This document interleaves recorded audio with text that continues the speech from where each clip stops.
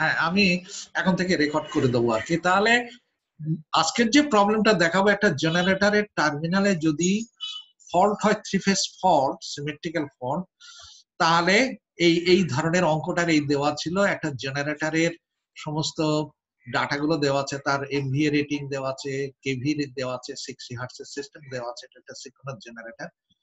তার দেখো বিভিন্ন রিঅ্যাকট্যান্স, সাবট্রানজিয়েন্ট রিঅ্যাকট্যান্স দেওয়া আছে, ট্রানজিয়েন্ট রিঅ্যাকট্যান্স দেওয়া আছে, আর স্টেডি স্টেট রিঅ্যাকট্যান্স বা সিঙ্ক্রোনাস রিঅ্যাকট্যান্স দেওয়া আছে। টাইম কনস্ট্যান্ট গুলো দেওয়া আছে, সাবট্রানজিয়েন্ট টাইম কনস্ট্যান্ট, এগুলো সবগুলো সেকেন্ডে, 0.03 সেকেন্ডে। তারপরে ট্রানজিয়েন্ট টাইম কনস্ট্যান্ট এবং আর্মেচার টাইম কনস্ট্যান্ট 0.2 সেকেন্ড। এইটাকে আমরা এই তথ্যগুলো দেওয়া আছে। এখন বলছে যে জেনারেটরটা connected to a line through a circuit breaker, circuit ব্রেকারের মধ্যে দিয়ে গেছে আর কি। The generator is operating at 5% above the rated voltage. তার মানে জেনারেটরের রেটেড ভোল্টেজটা ছিল 20 কেভি, বা যদি আমি 1 পিউ ধরি এটাকে, তাহলে 1 পিউ এর থেকে 5% অ্যাবাভে যাবে। এইটা মনে রেখো, বুঝতে পেরেছো তো? তা তোমার আমাদের ই এর যে মান, ই কিন্তু হচ্ছে internal voltage of the machine. এটা নো লোডের জেনারেটর, ইন্টারনাল ভোল্টেজ আর টার্মিনাল ভোল্টেজ সেম। এখন আমাদের ই মানে হচ্ছে ফেজ ভোল্টেজ। তাই তুমি এইটা লাইন ভোল্টেজকে ফেজ √3 দিয়ে ভাগ দিলে ফেজ হবে 20 ডিভাইডেড বাই √3 কেভি, সেটি হচ্ছে বেস ভোল্টেজ, সেটাই অ্যাকচুয়াল ভোল্টেজ। এটা ধরলে 1 পিউ হতো, কিন্তু বলছে যে এটা 5% অ্যাবাভ দি রেটেড ভোল্টেজ, তার মানে এক্সাইটেশনটা একটু বাড়ানো আছে। বাড়ানোর ফলে টার্মিনাল ভোল্টেজটা এসে এইরকম হয়েছে। এবং এট নো লোডে of course when a voltage three phase fault, এই ভোল্টেড মানে আবার বলছি যে এটা হচ্ছে solid three phase fault, occurs on the load side of the circuit breaker. সার্কিট ব্রেকারের লোড সাইডে এসছে, অর্থাৎ ডান দিকে পড়বে। The breaker interrupts the fault 3 cycles after the fault inception. 3 cycle পরে ফল্টটা ইনসেপশন হচ্ছে, নিভে যাচ্ছে, নেভানো হচ্ছে, বা সার্কিট ব্রেকারের কন্ট্যাক্ট ওপেন হচ্ছে বলে ফল্টটা আইসোলেট হচ্ছে। চাচ্ছে যে determine RMS subtransient current in subtransient current বা সাবট্যানজিয়েন্ট ফল্ট কারেন্ট, যাই বলো না কেন কথাটা একই, সাবট্যানজিয়েন্ট ফল্ট কারেন্ট বা সাবট্যানজিয়েন্ট কারেন্ট, এই দুটো একই কথা। In pu and in kilo ampere, মানে ইন অ্যাকচুয়াল ইউনিটেও চেয়েছে। আর maximum DC offset as a function of time, এখানে কোনো সময় বলা নেই, যার ফলে ফাংশন অফ টাইম থাকবে। তারপরে বলছে আরএমএস অ্যাসিমেট্রিক্যাল কারেন্ট, মানে ওই যে দুই কারেন্টের যোগফল যেটা আসবে √√i/DC² plus ISC square plus IDC square. তাহলে asymmetrical fault current RMS value চাচ্ছে, which the breaker interrupts assuming maximum DC offset. তো অঙ্কটা দেখো এখানে স্ট্রেট ফরওয়ার্ড আসছে। এখানে বলছে যে যেহেতু নো লোডে রান করছিল এবং বলছে অপারেশনের সময় নর্মাল অপারেটিং কন্ডিশনে সে 5% অ্যাবাভ ছিল, তাহলে জেনারেটরের যে ইন্টারনাল ভোল্টেজের মান এই 1 এর উপরে আরো 5% আসছে। তো 5% মানে 0.05, তার মানে ইজির মানটা দাঁড়াচ্ছে 1.05 পিউ। তাহলে subtransient RMS value of the subtransient current, যেটা এ পার্টের উত্তর, সেটা হচ্ছে Eg divide by subtransient reactance, যেটা দেওয়া আছে, দিলে 7 পিউ। এখন এইটাকে যদি অ্যাকচুয়াল ইউনিটে চাও কিলো অ্যাম্পিয়ারে, তাহলে বেস কারেন্ট বার করে নাও। তা আমরা এখানে বেস ধরো, এই যে বেস কারেন্টটা আমাদের সিস্টেমে হচ্ছে যে বেস রেটেড, মানে জেনারেটরের যে রেটিং অর্থাৎ 500 MVA, এইটাকে আমি বেস পাওয়ার ধরে নিচ্ছি √3 ইন্টু এই যে ভি রেটেড, অর্থাৎ যে ভোল্টেজ রেটিং দেওয়াটা যেটা ছিল 20 কেভি, এই যে 20 KV line to line voltage. তাহলে এখানে এসে এইটা আমাদের কারেন্ট বার হলো, এইটাই বেস কারেন্ট কিলো অ্যাম্পিয়ার। তাহলে ওই পিউ কে বেস কারেন্ট দিয়ে গুণ দিলেই তোমার অ্যাকচুয়াল কিলো অ্যাম্পিয়ার হয়ে গেল। এরপরে বি পার্টে বলছিল যে maximum DC offset as a function of time. তো ফরওয়ার্ড হবে এইরকম ধরনের √2 EG divide by XD double prime. এই EG divide by double prime মানেই তো XD ডবল প্রাইম মানেই তো I ডবল প্রাইম, যেটা এই মাত্র বাদ দিয়ে আসে। তাহলে √2 ইন্টু I ডবল প্রাইম আর e⁻t by armature time constant TA। তো দেখো এখানে √2 I ডবল প্রাইম এর ভ্যালু এই মাত্র বার করে এসেছো কিলো অ্যাম্পিয়ারে। দেখো এই যে এই 101 kilo ampere into e⁻t divide by আর আর্মেচার ট্যাঙ্ক কনস্ট্যান্টের মান প্রশ্নে দেওয়া ছিল 0.2, তাহলে এটা কিলো অ্যাম্পিয়ারে হলো, কিন্তু as a function of time থেকে গেল। ঠিক আছে তো?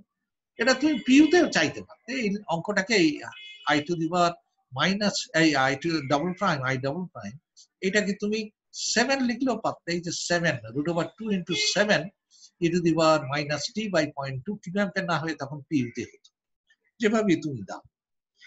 আর আই আরএমএস যেটা অ্যাসিমেট্রিক্যাল কারেন্টের আরএমএস ভ্যালু, সেটা হচ্ছে এই ফর্মুলাটা এই। এখানে 3 সাইকেলে সার্কিট ব্রেকারটা বলছে যে ওপেন হয়, এই একটু লাইন কেটে গেছে এখানে। 3 সাইকেল মানে টাইমটা আসলে কত? এক সাইকেল হচ্ছে যদি 60 হার্টজ হয়, বুঝতে পেরেছো? এক সাইকেলে, আর তার মানে এটা হচ্ছে 3 ডিভাইডেড বাই 60, ঘটনা হচ্ছে 3 ডিভাইডেড বাই 60, তাই তো? হ্যাঁ, এইটা হবে সেকেন্ডে। এই টাইম যদি ক্যালকুলেট করতে চাও, যেটা নিচে করা ছিল, নিচে কিছু, সেটা হচ্ছে টি এর মান হবে এই সাইকেলস ডিভাইডেড বাই ফ্রিকোয়েন্সি। তো সাইকেলস হচ্ছে 3 আর ফ্রিকোয়েন্সি হচ্ছে 60। আমাদের সিস্টেমটা 60 হার্টজ এর সিস্টেম বলে দিচ্ছে, এই যে 60 হার্টজ। তা সেটা করলে আমাদের আসে এটা 0.5, এই টি এর মান আসবে 0.5, যেটা পরে আমি বসিয়েছি। এই যে টি এর মান হচ্ছে 0.05, সরি 0.05। তাহলে এই যে ফর্মুলাটা ছিল আইএসি 0.05 সেকেন্ডে, মানে 3 সাইকেলে আর কি 0.05 সেকেন্ডে, সেই যে আমাদের ফর্মুলা যেটা এইমাত্র আমরা দেখে এসেছিলাম লাস্ট ক্লাসে, সেটা ছিল এইরকম। দেখো, এই ছিল RMS value of the symmetrical component. এটা ছিল সিমেট্রিক্যাল কম্পোনেন্টের RMS value at any time. বুঝতে পেরেছো? সিমেট্রিক্যাল কম্পোনেন্টের RMS value at any time, এই সেই ফর্মুলাটা। তাহলে এই সব ভ্যালুগুলো এখানে বসাও, টি এর মান টান সব বসিয়ে দাও। আর এই transient reactance, sub transient, transient এবং স্টেডি স্টেট রিঅ্যাক্ট্যান্সের মান কোশ্চেনে দেওয়া আছে। এগুলো যদি বসাও, তাহলে তুমি দেখো এইসব মানগুলো বসিয়ে দিলে আলটিমেটলি এই এত পিউ হবে। বুঝতে পেরেছো তো? এই যে ইজির মান বসিয়েছে 1.05, এই সব ভ্যালুগুলো বসিয়ে দেওয়া হয়েছে।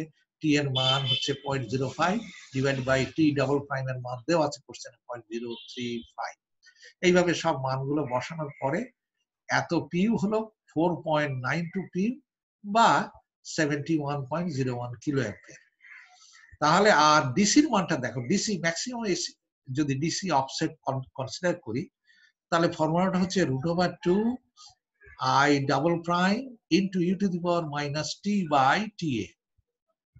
তা এই I double prime যেটার মান অলরেডি আমি বলেছি আগেই, যেটা 101, তাহলে 101 √2 into 101 into u to the power এই যে t minus t যে মান 0.05 ডিভাইডেড বাই 2 এর মানটা বসানোর পরে এই ভ্যালুটা হয়। এটা কিলো অ্যাম্পিয়ারে, কিন্তু এই যে এই ভ্যালুটা আমি বসিয়েছি কিলো অ্যাম্পিয়ারে, অতএব এটা কিলো অ্যাম্পিয়ারে। তুমি যদি পিউতে বসাও, এই ভ্যালুটা হতো তখন 7 পিউ, এই ভ্যালুটা হতো 7 পিউ, তাহলে এটা দিলে 7.1 পিউতে হতো। এখন আরএমএস ভ্যালু টোটাল অ্যাসিমেট্রিক্যাল কারেন্টটা হবে তাহলে এই স্কোয়ার রুট অফ এসি কম্পোনেন্টের স্কোয়ার প্লাস ডিসির স্কোয়ার, এটা দিয়ে এই ভ্যালু আসলো। তাহলে এইটা গেল, এই একটা প্রবলেম। এখন একটা জিনিস বলে রাখি, যদি ফল্টটা জেনারেটরের টার্মিনালে এখানে ধরেছে সার্কিট ব্রেকারের পরেই, অর্থাৎ মাঝখানে কোনো ইম্পিডেন্স ছিল না, রিঅ্যাক্ট্যান্স ছিল না, কিন্তু আমি যদি ধরি যে ফল্টটা জেনারেটরের টার্মিনাল থেকে একটা সার্টেন দূরে ফল্ট হয়েছে, সেই ফল্ট পয়েন্টের জেনারেটর থেকে সার্কিট ব্রেকার থেকে সেই ফল্ট পয়েন্টের রিঅ্যাক্ট্যান্সের মান একটা দেওয়া আছে, মনে করো 0.05 পিউ এক্স এর মান। সেক্ষেত্রে হতো কি, অঙ্কটার সঙ্গে এই এই যে সাব ট্রানজিয়েন্ট, রিঅ্যাক্ট্যান্স, ট্রানজিয়েন্ট এবং স্টেডি স্টেট রিঅ্যাক্ট্যান্সের প্রত্যেকটার সঙ্গে তোমার ওই ভ্যালুটা যোগ হতো। যেমন সাব ট্রানজিয়েন্ট রিঅ্যাক্ট্যান্সের সঙ্গে প্লাস ওই যে এক্সটার্নাল রিঅ্যাক্ট্যান্স যেটা ছিল।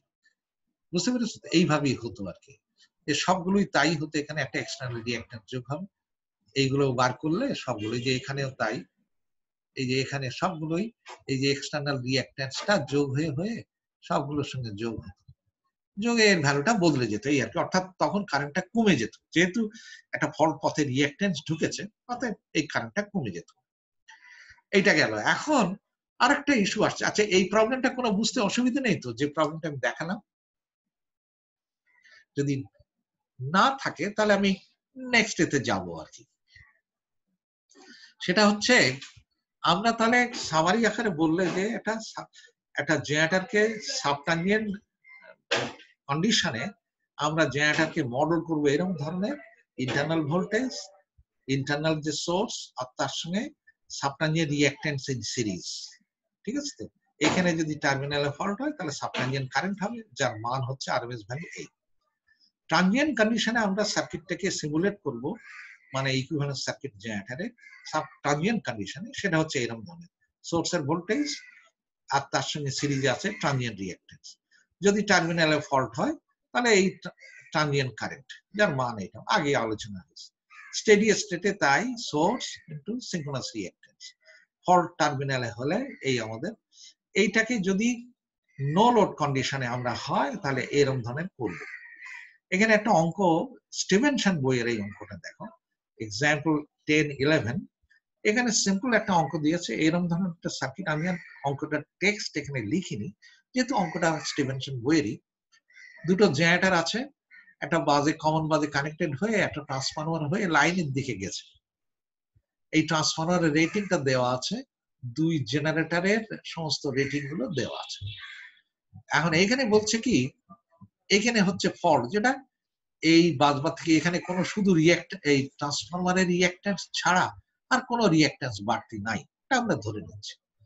সেক্ষেত্রে কোশ্চেনে চাচ্ছে যেখানে যদি ফল্ট হয় তাহলে টোটাল ফল্ট কারেন্টটা কত, এই পথে টোটাল কারেন্ট কত, এবং এই দুই জেনারেটর কত ফল্ট কারেন্টে কন্ট্রিবিউট করবে, দুই জেনারেটর থেকে কত ফল্ট কারেন্টটা ফল্টে ফ্লো করবে, এই তিনটে পার্ট।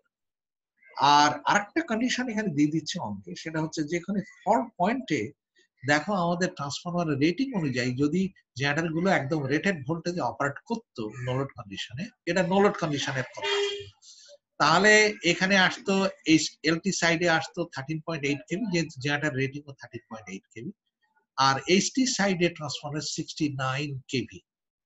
কিন্তু কোশ্চেনে বলে দিচ্ছে যে ফল্ট যখন হলো তখন এই পয়েন্টে ফল্ট পয়েন্টের ভোল্টেজটা 69 কেভি ছিল না, 66 কেভি ছিল।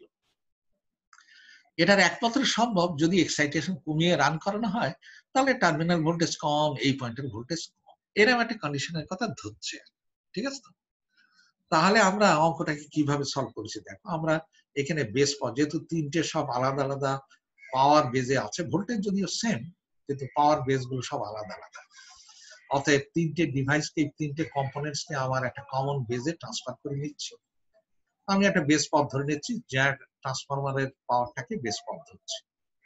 তাহলে বেস ভোল্টেজটা যদি আমি ট্রান্সফরমারের সাইডে দেখি, এইচটি সাইডে দেখি বেস, তাহলে এই এইচটি সাইডে বেসটা হচ্ছে 69 কেভি, ট্রান্সফরমার রেটিং থেকে এইচটি সাইডের রেটিং এটা বেস হবে। আর জেনারেটর সাইডে ট্রান্সফরমার এলটি সাইডের বেস হচ্ছে 13.8, যেটা আমাদের দেওয়াই আছে প্রশ্ন। এখন আমরা অঙ্কটাকে দেখো, জেনারেটরের রিঅ্যাক্ট্যান্সটাকে আমাদের ক্যালকুলেট করতে হবে। জেনারেটরের রিঅ্যাক্ট্যান্স সাবটাঞ্জিয়েন্ট রিঅ্যাক্ট্যান্স যেটা দেওয়া আছে, এই সাবটাঞ্জিয়েন্ট রিঅ্যাক্ট্যান্স হচ্ছে 0.25 পিউ, কিন্তু এই সব বেজে এই এত পাওয়ার বেজে এত ভোল্টেজ বেজে, তাহলে আমাদের দেখো ভোল্টেজ বেজে কোনো পরিবর্তন নেই কিন্তু পাওয়ার বেজে পরিবর্তন আছে। তাহলে 0.25 পিউ ইনটু এই new base divide by old base power, new base power divide by old base power, voltage তো সেম, ভি ওল্ড আর ভি নিউ সেম, অতএব পাওয়ারের শুধু difference, new base power old base power 50, এটা নতুন একটা পিউতে হলো। তারপরে আমাদের এইটাকে এরকম ভাবে করো, এইসব এইভাবে না দেখে তুমি অঙ্কটাকে শুধু এই রিঅ্যাক্ট্যান্স বার করে নিলে, তারপর জেনারেটর রিঅ্যাক্ট্যান্স 2 নম্বর জেনারেটর রিঅ্যাক্ট্যান্স বার করো, 2 নম্বর রিঅ্যাক্ট্যান্স হচ্ছে 0.25 কিন্তু বেস পাওয়ারটা সব আলাদা, ভোল্টেজ সেম। তাহলে সেখানে এসে দেখো তার রিঅ্যাক্ট্যান্সটা হচ্ছে জেনারেটরের original reactance 0.25 into new base power divide by old base power, যেটা 25 দেওয়া ছিল এই কোশ্চেন, এই যে 25। তাহলে আমাদের এটা নতুন বেজে পিউ ভ্যালু হলো জেনারেটর 2 এর এই রিঅ্যাক্ট্যান্স। আর ট্রান্সফরমার রিঅ্যাকট্যান্স তো 0.1 হবে, কারণ এটা তো ওইদিকে সমান 75 বেস ধরা আছে পাওয়ার বে, অতএব এটা কোনো অপরিবর্তিত থাকলো 0.1 পি। তাহলে এই তিনটে রিঅ্যাকট্যান্স কে তুমি এই বসালে, এই হলো তোমার তিনটে রিঅ্যাকট্যান্স, জেনারেটর 1, জেনারেটর 2 আর আমাদের এটা হলো যে ট্রান্সফরমার। হ্যাঁ, হ্যালো সালাম বিমা সাহেব, আমি আপনাকে কল করবো, আমি একটা মিটিং এ আছি, আপনাকে কল করবো। জি জি, আচ্ছা আচ্ছা। এখন তাহলে দেখো, এইটা হচ্ছে সেই ফল্ট পয়েন্ট। আমাদের নিয়ম হলো এই ফল্ট পয়েন্টে রিঅ্যাকট্যান্স বার করতে হবে, ইকুইভ্যালেন্ট রিঅ্যাকট্যান্স। তার নিয়ম হচ্ছে ইকুইভ্যালেন্ট রিঅ্যাকট্যান্স বার করার নিয়ম হলো, ফল্ট পয়েন্ট থেকে তুমি যদি নেটওয়ার্কের দিকে তাকাও বা নেটওয়ার্কের দিকে যাও, তাহলে থেভেনিনস থিওরাম অ্যাপ্লাই করলে দেখো নিয়ম হলো এই সব সোর্সকে অফ করে দাও, শর্ট করে দাও। শর্ট করে দিলে তাহলে নেটওয়ার্ক দাঁড়াচ্ছে এই পথে, তুমি যদি হাঁটো তাহলে এখান থেকে এর সঙ্গে সিরিজে পড়লো, এখানে এসে এই দুটো প্যারালাল পড়লো, তাহলে এই দুটো নেটওয়ার্ক প্যারালাল, তার সঙ্গে এটা সিরিজে, এই দুটো প্যারালাল করলে আসে এত 0.25। ঠিক আছে তো? তাহলে নেটওয়ার্কটা আসলো ইকুইভ্যালেন্ট সার্কিটে এসে দাঁড়ালো এরকম, এই দুটোর প্যারালাল হলো এরকম, আর ট্রান্সফরমারের রিঅ্যাকট্যান্স হচ্ছে এরকম। এই সেই ইন্টারনাল ভোল্টেজ। ইন্টারনাল ভোল্টেজ মানে এটা হচ্ছে থেভেনিনস ইকুইভ্যালেন্ট সার্কিট, বুঝতে পেরেছো তো? তো এটা হচ্ছে থেভেনিনস ভোল্টেজ সোর্স, যেটা কোন ভোল্টেজ? এই ফল্ট পয়েন্টের ভোল্টেজ। থেভেনিনস যেভাবে সার্কিটটা তোমার ড্র করো, এই পয়েন্টের ভোল্টেজ, এই এখান থেকে এই পয়েন্টের ভোল্টেজ ফল্ট হওয়ার আগে ডিভাইডেড বাই তোমাদের ইকুইভ্যালেন্ট রিঅ্যাকট্যান্স, থেভেনিনস ইকুইভ্যালেন্ট রিঅ্যাকট্যান্স। তাহলে এই পয়েন্টের প্রিফল্ট ভোল্টেজটা এই সেই সোর্সটা, আর তার সঙ্গে দুই রিঅ্যাকট্যান্স। তো দেখো সাবট্যানজেন্ট কারেন্ট এখানে যদি ফল্ট হয়, তাহলে টোটাল সাবট্যানজেন্ট কারেন্টটা আগে বার হচ্ছে, সেটা হচ্ছে I double prime is equal two এই সোর্সের মান, এই সোর্সের মান কত যখন ফল্ট হলো, তখন এই ভোল্টেজটা কিন্তু 1.5 1 পিউ না, কত সেটা? এই পয়েন্টের ভোল্টেজ 6 বলে দিচ্ছিল, 66 কেভি। তো 66 কেভি মানে কত? 66 ডিভাইড বাই এখানকার বেস ভোল্টেজ কত? তাহলে ফল্ট পয়েন্টের ভোল্টেজটা হচ্ছে 66 original actual voltage divided by base voltage, এই পয়েন্টের হচ্ছে 69। তাহলে 66 ডিভাইড বাই 69 এ হচ্ছে এই পয়েন্টের ভোল্টেজ বা এই থেভেনিনস ভোল্টেজ সোর্সের ভ্যালু।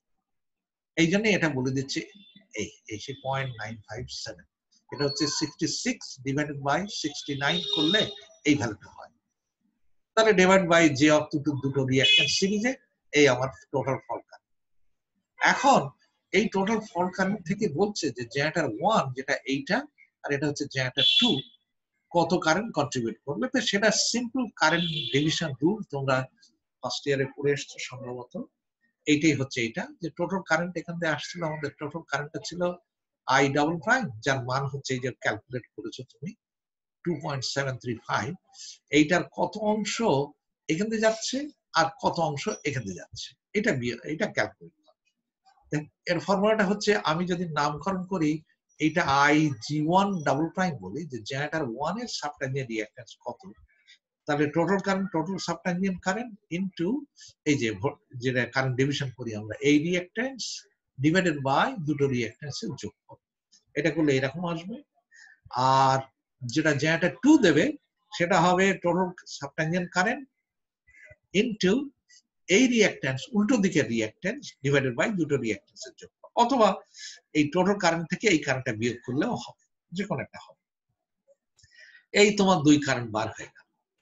এখানে একটা প্রশ্ন, এটা এই পর্যন্তই উত্তর হবে। যদি কোশ্চেনে চায় যে পিউতে বার করে তুমি ছেড়ে দেবা, যদি চায় ক্যাটেগরিক্যালি যে এই ফল্ট কারেন্ট গুলো সাবট্যানজেন্ট ফল্ট কারেন্টটা ক্যালকুলেট করলে এইগুলোর ইন অ্যাকচুয়াল ইউনিটে কত, তখন তুমি এইগুলোর বেস কারেন্ট দিয়ে গুণ দিতে হবে। তা তুমি মনে করো টোটাল ফল্ট কারেন্টটা কোন দিকে হয়েছিল, এই যে টোটাল ফল্ট কারেন্টটা যেটা এই ভ্যালু, সেটা কোথায় হয়েছিল? সেটা হয়েছিল আমাদের জেনারেটরের এই যে এই সাইডে, অর্থাৎ ট্রান্সফরমারের এইচটি সাইডে। তো এইচটি সাইডের বেস কারেন্ট বার করো, এইচটি সাইডের বেস কারেন্ট বার করলে কত হবে দেখো এখানে, এইচটি সাইডের বেস কারেন্ট কত? এইচটি সাইডের বেস কারেন্ট হচ্ছে আমাদের বেস এমবি হচ্ছে 75, হ্যাঁ, এটা হচ্ছে জেনারেটর সাইডে, কিন্তু এইচটি সাইডে এই অঙ্কটা কিন্তু এই অঙ্কটা এই আই ডবল প্রাইমটা ভুল আছে, এটা করাটা ভুল আছে। জেটারটা ঠিক আছে, জেটার সাইডের বেস কারেন্ট অর্থাৎ এই IG1 আর IG2 এর মান এই পিউতে বার করেছো, এখান থেকে বেস কারেন্ট দিয়ে গুণ দিতে হবে। তো জেনারেটরের দিকে বেস কারেন্ট, এটা দেখো এই দিকের ভোল্টেজ আলাদা, আর এই দিকের বেস কারেন্টের মান তো আলাদা হবে, কারণ এইখানকার বেস ভোল্টেজ এক, এই দিকের বেস ভোল্টেজ আর এক। তো যার ফলে এখানে অঙ্কটাকে করানো হয়েছে জেনারেটরের IG1 ডাবল প্রাইম আর জেনারেটর 2 এর যে সাবট্যানজেন্ট কারেন্ট, এই দুই কারেন্টকে বার করতে যে এই সাইডের বেস কারেন্টটা নির্ণয় করেছে। তো এই সাইডের বেস কারেন্ট বেস পাওয়ার তো সেম 75 এমপিএ, আর এই সাইডের বেস ভোল্টেজটা হচ্ছে 13.8 কেভি। তা সেটা দিয়ে দেখো এখানে বার করেছে এই যে বেস কারেন্টটা বার করেছে জেনারেটর সাইডে। তাহলে IG1 ডাবল প্রাইম এটাকে এইটা দিয়ে গুণ দিলেই বার হয়ে যাচ্ছে, কিন্তু এই কারেন্টটা এখানে ভুল করা আছে, এইটা কিন্তু এটা হবে না। তার কারণ এই আই ডাবল প্রাইমটা তো এইচটি সাইডে ফল্ট, এখানকার ফল্ট, অতএব এখানকার বেস কারেন্ট আলাদা। সেটা কত? 75 ডিভাইডেড বাই √3 ইন্টু 69 কেভি। এই জিনিসটা কিন্তু ভুল করো না, এটা প্লিজ তোমরা মনে রেখো যে এইচটি সাইডের বেস কারেন্ট করতে গেলে এই সাইডের যে বেস পাওয়ার সেটা তো সব জায়গায় সমান, ঠিক আছে, কিন্তু বেস ভোল্টেজ এই সাইডের বেস ভোল্টেজ লাগবে। এখন এই সাইডের বেস ভোল্টেজ দিয়ে করলে হবে না, এই সাইডের বেস ভোল্টেজ হচ্ছে 69 কেভি। তাহলে 75 ডিভাইড বাই √3 ইন্টু 69 কেভি, সেটি হচ্ছে base current in kilo ampere হবে। সেটা দিয়ে তুমি এই 2.735 যেটা বার হয়েছিল এই টোটাল কারেন্টের, এটা দিয়ে গুণ দিলে হবে, যেটা অবশ্যই আলাদা। এটা দেওয়া থাকলো তোমার, মোটামুটি এইটুকু হলো। এইটুকুর মধ্যে কোনো প্রশ্ন আছে নাকি কারণ, বলো? আচ্ছা, যদি না থাকে আমি একটু এগোই আরেকটা জিনিস। এখন আমরা এ পর্যন্ত যা আলাপ করে আসলাম সবগুলি আমাদের ছিল যে নো লোড কন্ডিশনে যে একটা রান করছিল, সেই কন্ডিশনে আমাদের এইটা দেওয়া ছিল, বুঝতে পেরেছো? No load condition. কিন্তু বাস্তবে তো তা হবে না, যে একটা অধিকাংশ সময় লোডে থাকবে, সবসময় কম বেশি লোডে থাকবে। তা লোডে যদি থাকে তার মানে জেনারেটর একটা নর্মাল লোড কারেন্ট ফ্লো করাবে, ফল্ট কারেন্ট না, কিন্তু লোড কারেন্ট ফ্লো করাবে। তা সেরকম কন্ডিশনে যদি আমাদের ফল্ট হয়, লোডে আছে এবং ফল্ট হলো, তখন কি করে আমরা এইসব ভোল্টেজ গুলোকে বার করবো সেটা দেখো, ইন্টারনাল ভোল্টেজটা বার করার পদ্ধতি দেখান। তখন আর জেনারেটরের টার্মিনাল ভোল্টেজ আর ইন্টারনাল ভোল্টেজ অবশ্যই এক না। একটা নর্মাল কন্ডিশন একটা সার্কিট দেখো, এই একটা জেনারেটর, এটা তার steady state reactance, synchronous reactance. এটা একটা ছোট্ট একটা লাইন দিয়ে জেড এক্সটার্নাল দিয়ে একটা লোডে গেছে, এটা লোড। এই লোডের অ্যাক্রসে যে ভোল্টেজটাকে ভিএল নামকরণ করেছে। এখন তুমি বলো যে যদি নর্মাল লোডে চলে, যেটা আইএল কারেন্ট, তো আইএল কারেন্ট হলে এটা হচ্ছে জেনারেটরের টার্মিনাল। তো যখন নো লোডে থাকতো তখন এখানকার ভোল্টেজ আর এখানকার ভোল্টেজ সেম হতো, ইজি সেম হতো। এই কারণে যেহেতু কোনো কারেন্ট নাই, কোনো ড্রপ এই এক্সেসে স্টেডি স্টেট রিঅ্যাক্ট্যান্সে কোনো ড্রপ হতো না। কিন্তু যদি লোডে থাকে তাহলে একটা এখানকার ভোল্টেজ থেকে এই ভোল্টেজটা বিয়োগ না করলে তো তুমি এই যোগ না করলে তো এই ভোল্টেজটা পাবো না, কথা বলতে না? এই ভোল্টেজটা বার করতে গেলে এই টার্মিনাল ভোল্টেজ প্লাস এখানকার যে ড্রপ সেটা হতো আর কি। এই কন্ডিশনটা যদি মাথায় আমরা রাখি তাহলে এখন দেখো ঠিক এরকম একটা সার্কিটে আমি হঠাৎ করে এই পয়েন্টে একটা সুইচ দিয়ে মানে এখানে একটা ফল্ট অ্যাপ্লাই করলাম। ফল্ট অ্যাপ্লাই করলেই প্রথমে 1 থেকে 2 সাইকেল পর্যন্ত আমাদের সাবট্যানজেন্ট কন্ডিশন থাকবে।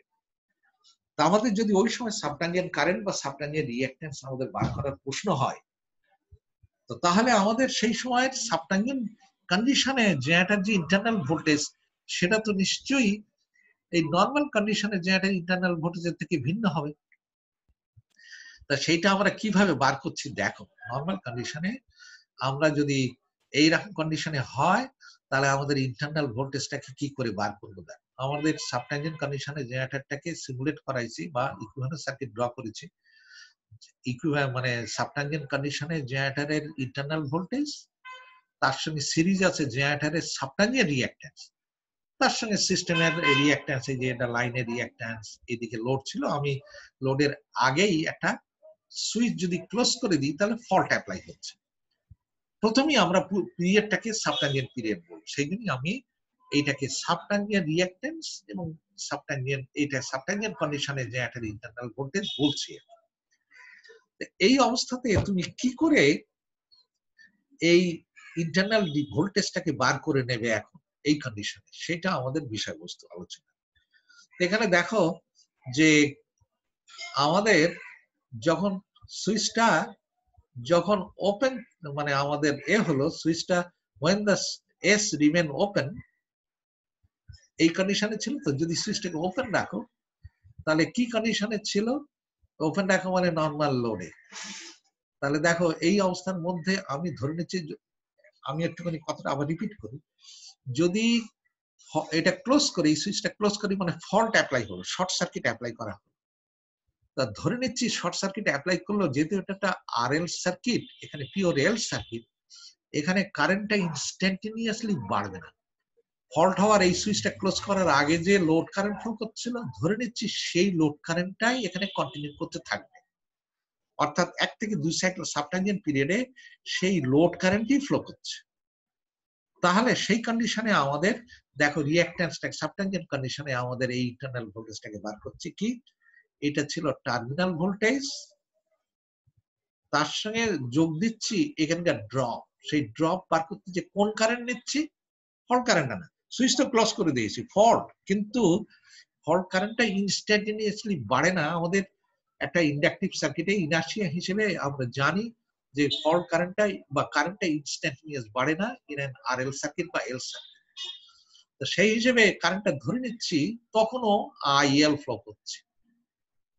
তাহলে দেখো ইন্টারনাল ভোল্টেজ ডিউরিং সাবট্যানজেন্ট কন্ডিশনে আমার এই ইন্টারনাল ভোল্টেজটা দাঁড়াচ্ছে এই টার্মিনাল ভোল্টেজ, এখানকার ভোল্টেজ ভিটি প্লাস এখানকার ড্রপ। তো সেই লোড কারেন্ট এখনো যেহেতু বাড়েনি, অতএব লোড কারেন্টই রয়ে গেছে ইনটু সাবট্যানজেন্ট রিঅ্যাক্ট্যান্স। এটা সাবট্যানজেন্ট রিঅ্যাক্ট্যান্স কন্ডিশনের এই কথাটা।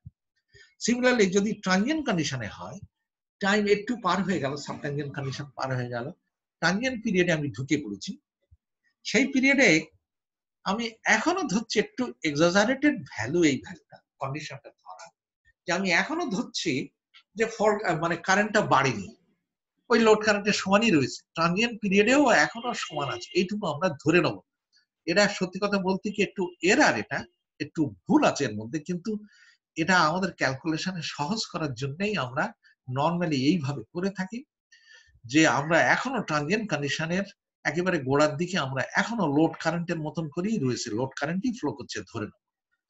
এবং এটাই যদি ট্রানজিয়েন্ট কন্ডিশনে হয় তাহলে ইজি প্রাইম আর এটা হচ্ছে ট্রানজিয়েন্ট রিঅ্যাক্ট্যান্স প্লাস এই সার্কিট, তখন দাঁড়াচ্ছে দেখো ভোল্টেজটা এই ইজি প্রাইম মানে হচ্ছে internal voltage during transient condition, সেটা হয় terminal voltage plus load current into transient reactance. এই যে এই রিঅ্যাক্ট্যান্সটা ট্রানজিয়েন্ট রিঅ্যাক্ট্যান্স, এটা গেল। তাহলে দুই কন্ডিশনে আমরা জেনারেটরে যদি দুই কন্ডিশনে কারেন্ট বার করার দরকার হয়, তাহলে দুই কন্ডিশনে ইন্টারনাল ভোল্টেজটা আমাদের বার করে রাখতে হবে, এটা গেল।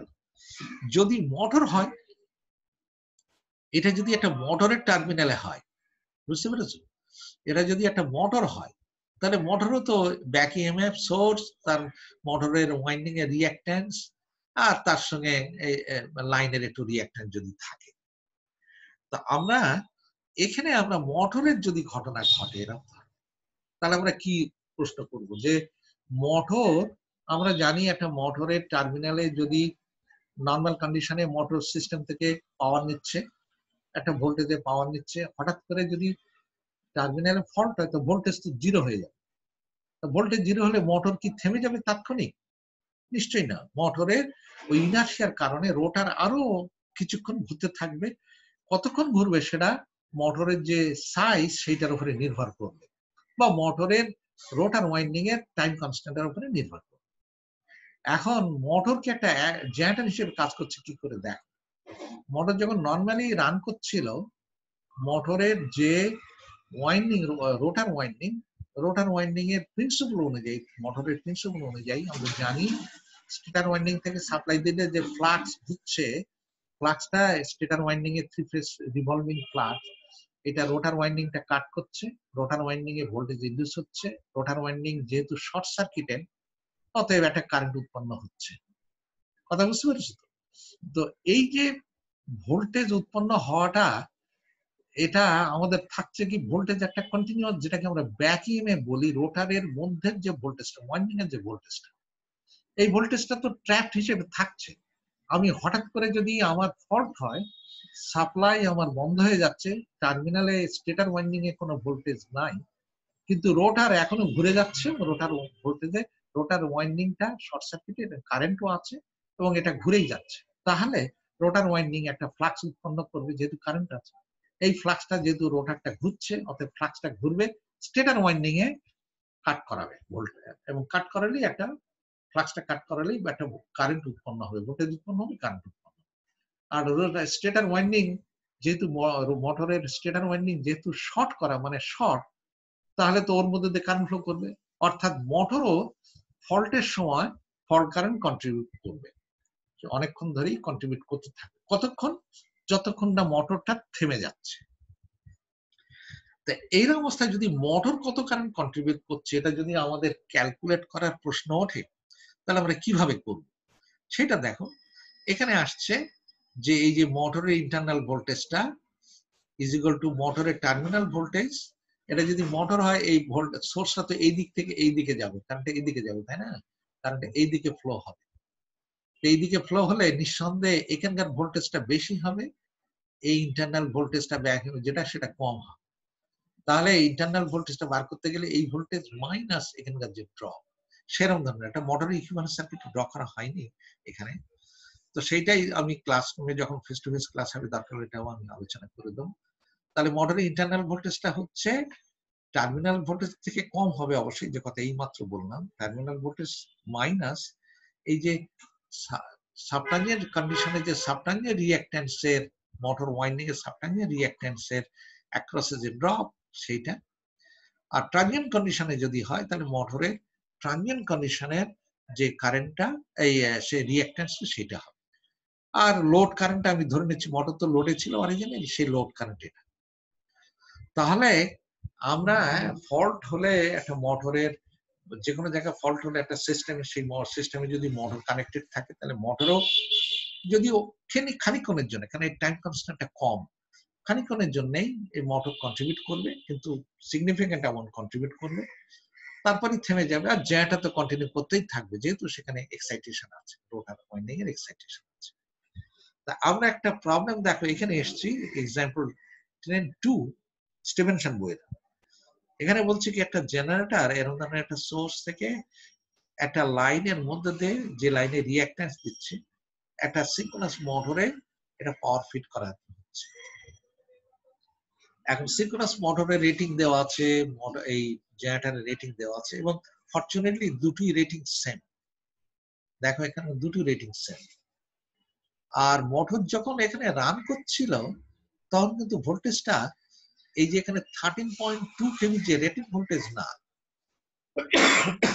তার থেকে কিন্তু 12.8 কম ভোল্টেজ। কথা বুঝতে পেরেছো? 13.8 নর্মাল রেটেড ভোল্টেজে থাকলে 13.2 হতো, কিন্তু না, ভোল্টেজটা কম। তার মানে এমন হতে পারে যে সোর্সের দিক থেকে হয়তো ভোল্টেজটা কম আছে, যার ফলে এখানকার অ্যাকচুয়াল ভোল্টেজটা এসে 12.8 কেভিতে হচ্ছে। লোডে আছে 12, মানে লোডে আছে, অতএব এখানে একটা ভোল্টেজ ড্রপও হয়েছে, সেই অনুযায়ী ধরে 12.8 কেভি বলে দিচ্ছে কোশ্চেনে। যেটা ফল্ট যখন হচ্ছে তখন এখানে 12.8 কেভি ছিল, আর মোটরটা লোডে ছিল 20 কিলোওয়াট না, এটা আমার ভুল লেখা হয়েছে, 20 মেগাওয়াট কোশ্চেনে দেওয়া আছে, বইয়ের কোশ্চেনে দেওয়া আছে 20 মেগাওয়াট, 12.8 কেভি, আর 0.8 পাওয়ার ফ্যাক্টর লিডিং এ, মোটরটা লিডিং এ ছিল। তাহলে এই অবস্থার মধ্যে আমরা যদি দেখো এখানে মোটরের টার্মিনালে এখানে যদি ফল্ট হয়, তাহলে বলছে না যে এই ফল্ট কারেন্টটা কত, অর্থাৎ I double prime total fault কারেন্টটা কত এখানে ফল্ট হলো, আর জেনারেটর কত কন্ট্রিবিউট করবে, আর মোটর কত কন্ট্রিবিউট করবে, এইটা বার করতে বলছে। কথা বুঝতে পেরেছ? এই হলো আমাদের অঙ্কটা এখানে করতে হবে। এখানে আমরা অঙ্কটা করেছি কিভাবে, দেখো এইগুলোর ইকুইভ্যালেন্ট সার্কিট ড্র করে নিয়েছি আগে।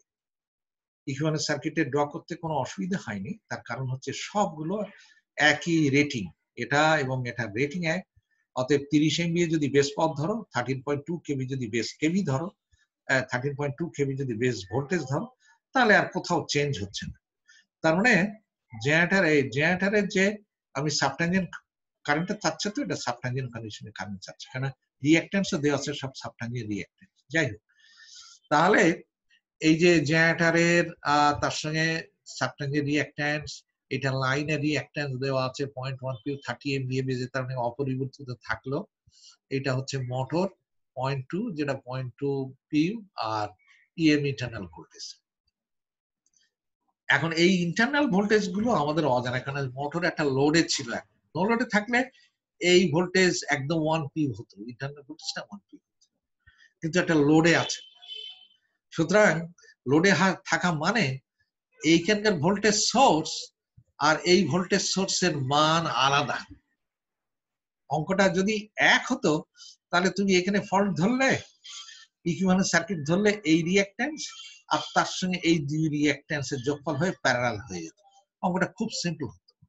কিন্তু যেহেতু ইন্টারনাল ভোল্টেজের মান আলাদা, অতএব এখানে আলাদা আলাদা ভাবে ক্যালকুলেট করতে হবে যে এই মোটর কত কারেন্টে কন্ট্রিবিউট করছে, জেনারেটর কত কন্ট্রিবিউট করছে। এখানে দেখো আমাদের এই যেহেতু মোটর একটা লোডে আছে 20 MVA, তাই এই জন্য আমি অ্যাকচুয়ালি কত কারেন্ট এখানে নিচ্ছে সেটা ক্যালকুলেট করেছি, আইএলটা ক্যালকুলেট করেছি, যে 20 MVA ডিভাইড বাই √3 ইন্টু মোটরের ভোল্টেজ, এই ভোল্টেজে রান করছিল 12.8 ইন্টু 0.8, এটা লিডিং পাওয়ার ফ্যাক্টর, তার মানে এত অ্যাম্পিয়ার। আর বেসটা হচ্ছে 30 MVA divide by √3 into actual রেটিংটা হচ্ছে 13.2 কেভি, তার মানে ভোল্টেজ রেটিং, এটা হচ্ছে বেস কারেন্ট। ঠিক আছে? তো আমরা পিউতে নিতে হবে, লোড কারেন্টটা পিউতে নিতে হবে, নাহলে তো অঙ্ক হবে না। তাহলে এই যে লোড কারেন্টের মান actual value divide by base value দিয়ে এই পিউতে ক্যালকুলেট করে ফেলেছি। এখন দেখো, আমি ইন্টারনাল ভোল্টেজটা বার করতে চাই। এই জেনারেটরের আগে ইন্টারনাল ভোল্টেজ বার করে নিই সাবট্যানজেন্ট কন্ডিশনে, এই মোটরের ইন্টারনাল ভোল্টেজ বার করি। তা আমার এটা বার করতে গেলে কিভাবে করব? দেখ, এখানকার ভোল্টেজটা কত, এখানকার ভোল্টেজটা আগে দেখো। আমাদের নর্মাল লোডিং কন্ডিশনে এই ভোল্টেজটা ছিল, আমি যদি ভিএফ নামকরণ করি, তা দেখো ভিএফ এর মান বোধহয় বার করে নিয়ে এসছে এখানে, এই যে ভিএফটা হচ্ছে এই পয়েন্টের প্রিফল্ট ভোল্টেজটা। তা প্রিফল্ট ভোল্টেজটা হচ্ছে অ্যাকচুয়াল ভোল্টেজ, এই পয়েন্টের actual voltage 12.8 KV divide by 13.2 KV হচ্ছে বেস ভোল্টেজ। এই এত পিউ হচ্ছে এখানকার লো প্রিফল্ট কন্ডিশনে এখানকার অ্যাকচুয়াল ভোল্টেজটা এত পিউ। তাহলে দেখো, আমি এই ইন্টারনাল ভোল্টেজটা বার করতে গেলে, যে একটা ইন্টারনাল ভোল্টেজ বার করতে গেলে এইখানকার ভোল্টেজ প্লাস এই যে দুই কারেন্টের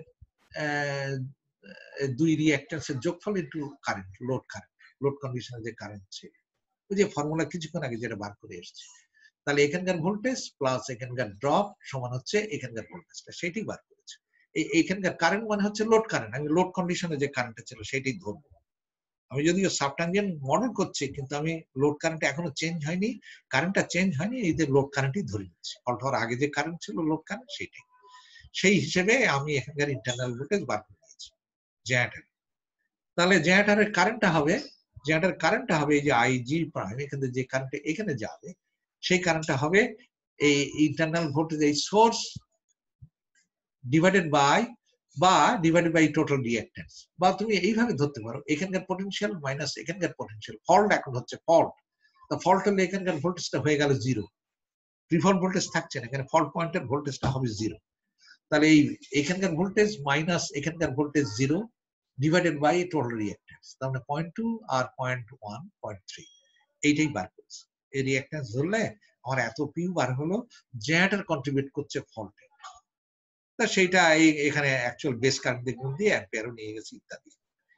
এখন যদি মোটরের ধরি, তা মোটরের ইন্টারনাল ভোল্টেজটা বার করবো কি করে? মোটরের ইন্টারনাল ভোল্টেজটা বার করছি, দেখো এই যে মোটরের ইন্টারনাল ভোল্টেজটা আমি লোড কারেন্টটা ধরে নেবো, তাহলে এখানকার ভোল্টেজটা হবে এখানকার ভোল্টেজ থেকে কম, তো অবশ্যই এখানে কারেন্ট তো এইদিকে ফ্লো করাচ্ছে, অতএব এই এখানকার ভোল্টেজটা হবে এই ভোল্টেজ মাইনাস এখানকার ড্রপ। তাহলে এই ভিএফ এর মান জানা, আর এখানকার ড্রপ, লোড কারেন্টের যে ড্রপ, সেই ড্রপটা হচ্ছে এরকম, এই যে মাইনাস আইএল লোড কারেন্টের সঙ্গে মোটরের যে সাবট্যাঞ্জেন্ট রিঅ্যাকট্যান্স সেইটা, এটা করলে আমাদের মোটরের রিঅ্যাকট্যান্স এই ইন্টারনাল ভোল্টেজ বার হয়ে গেল। তাহলে মোটরের ইন্টারনাল ভোল্টেজ বার হয়ে গেলে মোটরের কারেন্টটা হবে, ফল্ট হলে টার্মিনালে এখানে ফল্ট হলে ওই সোর্স থেকে এই কারেন্টে কন্ট্রিবিউট করবে। তাহলে এই সোর্স ডিভাইডেড বাই এই রিঅ্যাকট্যান্স, সেটি করেছি। দেখো এই যে মোটরের এই হয়ে গেল এখানে মোটরের কন্ট্রিবিউশন। তার টোটাল কারেন্টটা হবে এই IG double prime plus IM double prime. তো প্রথমে এরা পিইউতে করে নিয়েছে, পরে এটা বোধহয় অ্যাকচুয়াল বেস কারেন্ট দিয়ে গুণ দিয়ে অ্যাকচুয়াল কারেন্টটা বার করে দিয়েছে। এই গেল মোটামুটি একটা এর কথা। এখন আমি এখানে এক্সারসাইজ হিসেবে তোমাদের কথা দিচ্ছি যে ওই এক্সাম চ্যাপ্টার 10-এর এখানে এক্সাম্পল 10-এর 5কেও তোমাদের করতে বলছি। এটা এখানে আমি ক্লাসে দেখাই, সাধারণত এখানে দেখানো হলো না। আমি ক্লাসে অবশ্যই অঙ্কটা দেখাতেই হবে আমাকে, এক্সাম্পল 10-এর 5, কারণ এই এক্সাম্পল ধারণ করে আমি নানান ধরনের পরিবর্তন এনে সেম অঙ্কটাকে অন্যদিকে পরিবর্তন এনেও আমি করতে পারি। তো এই অঙ্কটা দেখাতেই হবে ক্লাসরুমে, যখন ফেস টু ফেস ক্লাস। তোমরা বইতে করা আছে দেখে নিও, কিন্তু ওইটার থেকে একটু ভিন্নভাবে সহজ উপায় আমি করে দেবো। আর এক্সারসাইজের এই সব অঙ্কগুলো তোমাদের করতে হবে। এক্সারসাইজের এই সব অঙ্কগুলো করলে অনেক কনফিডেন্স লেভেল বেড়ে যাবে, কোনো অসুবিধা হবে না। এরপরে আমি যে টপিকসটায় যাব সেটা হচ্ছে বলি আমরা short circuit capacity. Short circuit capacity বা এটাকে আমি অনেক সময় ফল্ট লেভেল বলি। কোন একটা বাজের শর্ট সার্কিট ক্যাপাসিটি আর আমার ফল্ট লেভেল কথাটা একই, এবং এটাকে আমরা ডিফাইন করি এরকম ধরনের শর্ট সার্কিট ক্যাপাসিটি ডিফাইন, এটা হচ্ছে প্রি ফল্ট ভোল্টেজ এবং পোস্ট ফল্ট কারেন্টের গুণফল। এই যে define by product of magnitude of pre fault voltage and post fault current, যেটা ইকুয়েশনে লিখলে এই যে এই ইটি মানে হচ্ছে pre fault voltage, short circuit capacity SCC is equal to pre fault voltage into IF হচ্ছে পোস্ট ফল্ট কারেন্ট। তো এখানে দেখো এই আইএফটা মানে দাঁড়াচ্ছে কোন পয়েন্টে সার্কিটের কোন একটা নেটওয়ার্কের কোন পয়েন্টে ফল্ট হলে আইএফটা বার করে কি করে, ওই পয়েন্টের প্রিফল্ট ভোল্টেজ এই যে এখানে দেখাচ্ছে ফল্ট কারেন্টটা বার করে ওই পয়েন্টের প্রিফল্ট ভোল্টেজ ডিভাইডেড বাই ওই ফল্ট পয়েন্ট থেকে যদি নেটওয়ার্কের দিকে তাকাই যে রিঅ্যাকট্যান্স পাই, যেটাকে আমরা ইকুইভ্যালেন্ট রিঅ্যাকট্যান্স বলি, সেই রিঅ্যাকট্যান্স এক্সটি। তাহলে এটা হচ্ছে ফল্ট কারেন্ট। তাহলে আমি এই আইএফ এর মানটা এখান থেকে এখানে বসালে হলো ইটি স্কোয়ার, ইটি মানে prefault voltage of the system at any point, divided by XT equivalent reactance of the network from the fault point. তাহলে এখন একটা জিনিস ধরছি যে পাওয়ার সিস্টেমে অপারেটররা চায় সমস্ত পাওয়ার সিস্টেমের সব পয়েন্টে যেন 1 পিউ মেনটেন হয়। তো তাই যদি হয় তো 1 পিউ মেনটেন হলে আমরা এই ইটির মানটাকে অ্যাপ্রক্সিমেটলি 1 পিউ ধরে নিচ্ছি, তাহলে আমাদের এই শর্ট সার্কিট ক্যাপাসিটি সমান দাঁড়াচ্ছে 1/xt। এটা পিউতে হলো। যদি অ্যাকচুয়াল এমভিএতে শর্ট সার্কিটের ক্যাপাসিটির অ্যাকচুয়াল ইউনিটটা হচ্ছে এমভিএতে, তাই যদি এমভিএতে চাও অ্যাকচুয়াল ইউনিটে চাও তাহলে বেস পাওয়ার দিয়ে গুণ দাও, তাহলে এটা অ্যাকচুয়াল ইউনিট এমভিএতে আসবে, নাহলে এখন থাকলো পিউতে। এখান থেকে কতগুলো পয়েন্ট তোমাদের আমি বলে রাখি, এখান থেকে তোমরা একটু মার্ক করে রাখো, মানে মনে রাখো যে যে জিনিসটা পরীক্ষার সময় প্রায় আসে সেটা হচ্ছে স্ট্রেংথ অফ এ বাস। হ্যাঁ, স্ট্রেংথ অফ এ বাস, এই জিনিসটা what is strength of a bus, what do you mean by strength of a bus, এইটা খুবই কোশ্চেন আসে পরীক্ষার সময়। আর স্ট্রেংথ অফ এ বাস মানে হচ্ছে কোন বাসের স্ট্রেংথ মানে হচ্ছে ওই বাসের শর্ট সার্কিট ক্যাপাসিটি, বুঝতে পেরেছো? এসসিসি যেটা, কোন বাসের স্ট্রেংথ বলতে আমি বোঝাবো যে বাসের স্ট্রেংথ বেশি সেই বাসের শর্ট সার্কিট ক্যাপাসিটিও বেশি বা ফল্ট লেভেলও বেশি, এই জিনিসটা মনে রাখার দরকার। আর আমাদের এখানে যে পয়েন্ট আমি বলতে চাচ্ছিলাম এখন, যে এই যে স্ট্রেংথ অফ এ বাস বলতে কি বোঝায়, কোশ্চেনে যেটা হরহামেশা আসে সেটা হচ্ছে দেখো এই যে strength of a bus by strength of a bus is meant the ability of the bus to maintain its voltage when a fault takes place at other bus. কোন বাসে যদি ফল্ট হতো ওই বাসের ভোল্টেজ তো জিরো হয়ে যেত, কিন্তু যদি অন্য বাজে ফল্ট হয়েছে আর আরেকটা বাজে আমি স্ট্রেংথ নির্ণয় করতে চাচ্ছি, সেই ক্ষেত্রে কথা এটা। যেমন নাকি এখানে দেখ, আমার এখানে এই বাজে ফল্ট যদি হয়, এখানে 3টে বাজের একটা এক্সাম্পল নিয়ে এসেছি, এই বাজে যদি ফল্ট হয় তো এই বাজের ভোল্টেজ তো 0 হবেই অবশ্যই। এখন বলছে এই বাজে যদি ফল্ট হয় তাহলে এই 2 বা 3 বাস কতটুকু সক্ষম এই বাজের এইসব বাসগুলোর অরিজিনাল ভোল্টেজ ধরে রাখতে। বুঝতে পেরেছ? যদি একেবারেই না কমে প্রায় কোনো না কমতে দেয় তাহলে তো সাংঘাতিক শক্তিশালী, ইনফাইনাইট স্ট্রং ধরবো, কিন্তু বাস্তবে কিছু কিছু কমবেই। তা সেক্ষেত্রে হচ্ছে যে is mean is ability of the bus to maintain its voltage for at any bus. এই যে অন্য বাজে ফল্ট হলে এই বাজের ভোল্টেজ ধরে রাখার সক্ষমতাটাই হচ্ছে strength of a bus, strength of this bus আর স্ট্রেংথ অফ দিস বাস। বুঝতে পেরেছো? এখানে আরেকটা কথা আসছে যে যত বড় স্ট্রেংথ, হায়ার দি স্ট্রেংথ, মানে হচ্ছে more will be the short circuit capacity. যেখানে কথা বলছে যে strength of a bus is directly related to its short circuit capacity. তার মানে দাঁড়াচ্ছে higher the short circuit capacity of the bus, তার মানে more it is able to maintain the voltage in case of fault on any other bus of course. এখানেই এই একটা জিনিস আছে। এখানে আরেকটা কথা আছে যে যদি short circuit, higher short circuit ক্যাপাসিটির মান যদি বড় হতে হয় তাহলে ইকুইভ্যালেন্ট রিঅ্যাকট্যান্সের মান ছোট হতে হয়। দেখো এই ইকুয়েশন, শর্ট সার্কিটের মান যদি বড় হতে হয় তাহলে এই রিঅ্যাকট্যান্সের মান তো কম হতে হবে। বুঝতে পেরেছো না? এইটা এই শর্ট সার্কিট যত বেশি শর্ট সার্কিট ক্যাপাসিটি হবে ইকুইভ্যালেন্ট রিঅ্যাকট্যান্সের মান তত কম হবে। এই একটা কথা এখানে আছে। তো এখান থেকে একটা ডেফিনেশন আমি ক্লাসরুমে এই জায়গাটা আরো একটু এক্সপ্লেন করে দেবো অন্যভাবে আর কি। এখানে আরেকটা কথা বলে রাখি যে ইনফাইনাইট বাজের ডেফিনেশন আসে পরীক্ষা।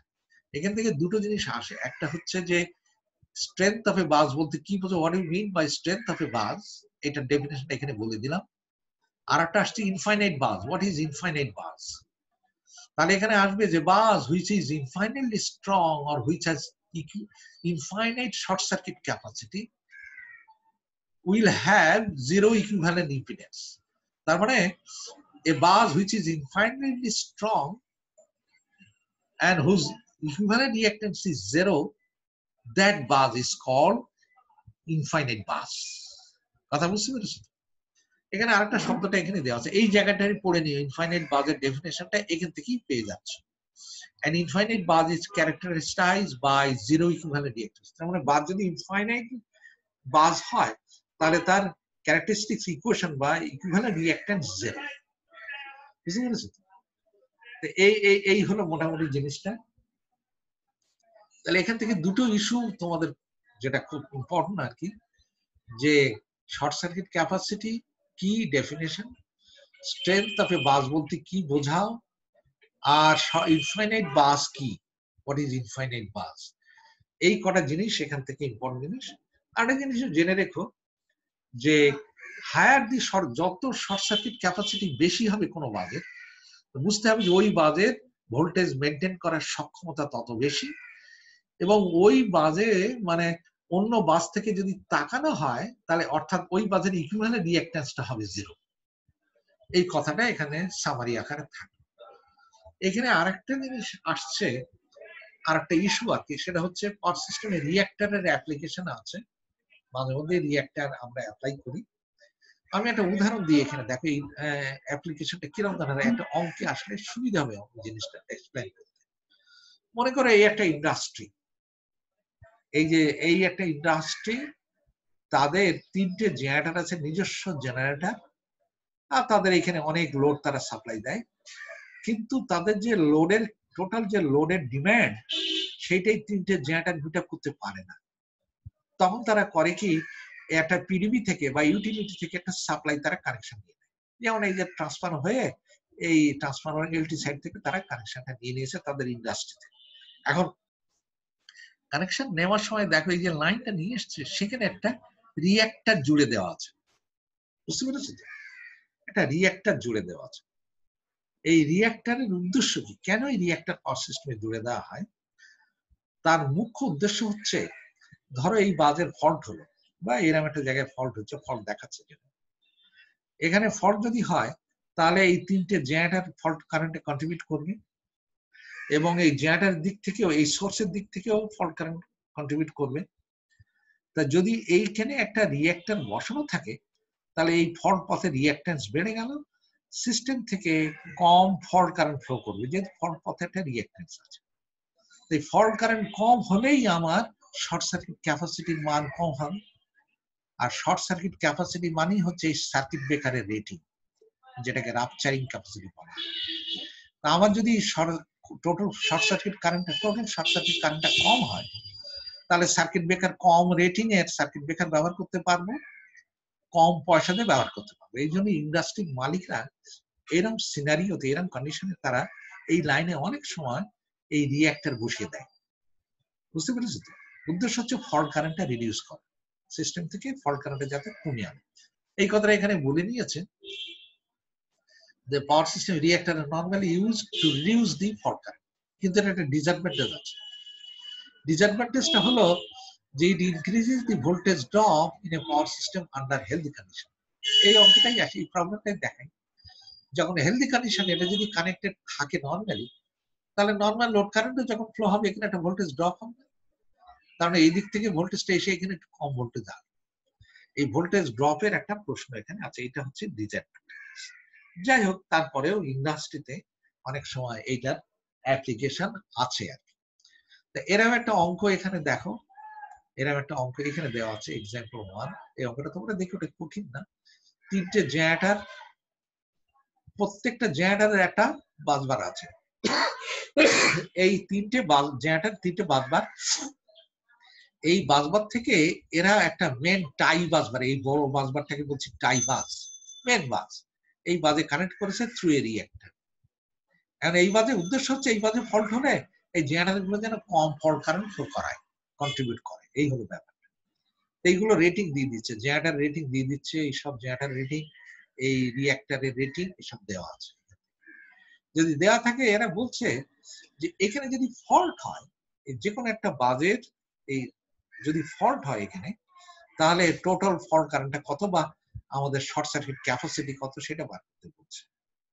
বুঝতে পেরেছো তো? এইগুলো সব হচ্ছে জেনারেটর গুলো দেখো, আর জেনারেটর গুলো বোধ হয় রেটিংটা হচ্ছে 8 MV জেনারেটর, তিনটে জেনারেটর 8 MV এর জেনারেটর, ভোল্টেজটা সেম, ট্রান্সফরমার নেই, তাহলে 8 MV এর করে জেনারেটর। আর রিঅ্যাক্টর গুলো দিচ্ছে 5 MV এর করে, হ্যাঁ রিঅ্যাক্টর গুলো দিচ্ছে 5 MV এর করে, তার রিঅ্যাক্ট্যান্সও দিচ্ছে। জেনারেটর হচ্ছে 8 MV আর 0.15, আর রিঅ্যাক্টরটা হচ্ছে 5 MV এর 0.1 PU। এটা হচ্ছে সব আইডেন্টিক্যাল। এখন এটা ইকুইভ্যালেন্ট সার্কিট দেখো, এটা বেস বার করে নিয়েছে, এই যে বেস পথ ধরে নিচ্ছে, তাহলে জেনারেটরের রিঅ্যাক্ট্যান্স 0.15 আর রিঅ্যাক্টরের রিঅ্যাক্ট্যান্সটা একটু চেঞ্জ হবে, কারণ এটা 8 তো আমরা বেস পথ ধরে নিয়েছি, জেনারেটরের রেটিংটা বেস পথ ধরে নিয়েছি, তাহলে এটা এই রিঅ্যাক্টর গুলোর পিউ ভ্যালুটা একটু, রিঅ্যাক্ট্যান্সের মান একটু বদলে গেল, তাহলে ইকুইভ্যালেন্ট সার্কিটের ড্রপ হলো এরা। আমার মনে হয় এটা সিম্পল জিনিস, এখানে ফল্ট হলে তোমরা ইজি ধরতে পারবে। এই সার্কিট আর এই সার্কিট দুটো প্যারালাল, এই দুটো মিলে তারা এই সার্কিটের সঙ্গে সিরিজ। আমি এটাকে ইকুইভ্যালেন্ট দেখাচ্ছি এখানে, এই দুটো প্যারালাল করলে এটা 0.31, এটাও 31 বলে এরাম আসে, এটার সঙ্গে এটা সিরিজে। এখানে ফল্ট হলে মানে এই ব্রাঞ্চ আর এই ব্রাঞ্চ দুটো মিলে কন্ট্রিবিউট করে, এটার ইকুইভ্যালেন্ট রিঅ্যাক্ট্যান্স হচ্ছে এটা। অতএব শর্ট সার্কিট ক্যাপাসিটি হচ্ছে এই 1 ডিভাইডেড বাই ফর্মুলা অনুযায়ী 1 ডিভাইডেড বাই x, এটা হচ্ছে এত পিউ। আর বেস পথ দিয়ে গুণ দিলে এত হলো, বেস পথ 8 MVA ধরে নিয়েছি, তাহলে এত MVA। এটাই প্রশ্নটার উত্তর চেয়েছে। আর আরেকটা প্রবলেম এখানে আছে, এটা মাঝখানে একটা দেখাবো না, আমার মনে হয় আমাকে আজকে বোধহয় এখানে, আমি যাই হোক এই অঙ্কটা একটু দেখিনি, এখানে দেখো একই ভালো।